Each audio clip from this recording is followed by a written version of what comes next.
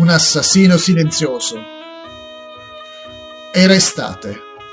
Una famiglia composta da 3 persone partì tutta felice per un viaggio, portando con sé la roulotte da campeggio di 13 piedi, circa 3,962 metri. Giunti a destinazione si accamparono e, a fine giornata, si coricarono nella roulotte. A causa della fredda aria di montagna, lasciarono acceso un braciere a carbone mentre dormivano. Ma questo fu un grave errore. Anche se sul tetto ci fosse un'apertura e avessero lasciato aperto una finestra per la ventilazione, il monossido di carbonio si accumulò. La mattina presto, al suo risveglio, la madre si sentiva nauseata ed esausta. Quando andò a svegliare la sua figlioletta di 12 anni, rimase scioccata nello scoprire che era morta. Il monossido di carbonio, un assassino silenzioso, era all'opera. Aveva quasi ucciso anche lei e suo marito, che dovettero essere ricoverati. Sembrerà strano, ma molti non si rendono conto che il carbone acceso può uccidere anche chi soggiorna in una stanza ventilata. Visto che si tratta di un gas inodore invisibile, è difficile riconoscere il pericolo. E questo pericolo riguarda anche le automobili. Specialmente nel passato era comune leggere notizie su persone trovate morte in auto parcheggiate, uccise dal monossido di carbonio presente nei motori delle automobili. Molti casi riguardavano automobilisti morti nei parcheggi dell'aeroporto, dove si scaldavano accendendo il motore dell'auto mentre aspettavano qualcuno.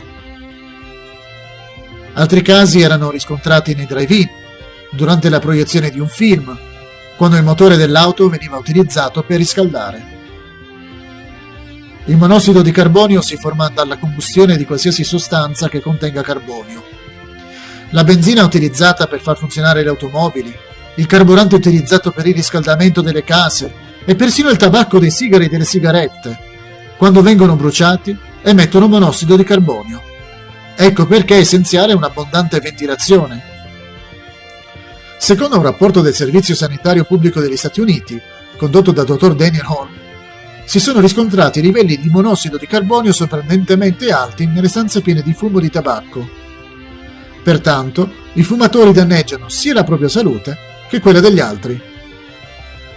Quando qualcuno respira con monossido di carbonio, la capacità del sangue di trasportare ossigeno dai polmoni ai tessuti del corpo è seriamente compromessa.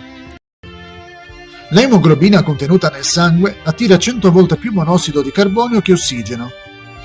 Di conseguenza, i tessuti del corpo si ritrovano poveri di ossigeno, il corpo sperimenta una perdita di energia e avviene un arresto delle capacità mentali e fisiche. Si dice che il monossido di carbonio diventi pericoloso quando raggiunge il livello di 10 parti per 1 milione di parti d'aria, livello non insolito nel congestionato traffico cittadino.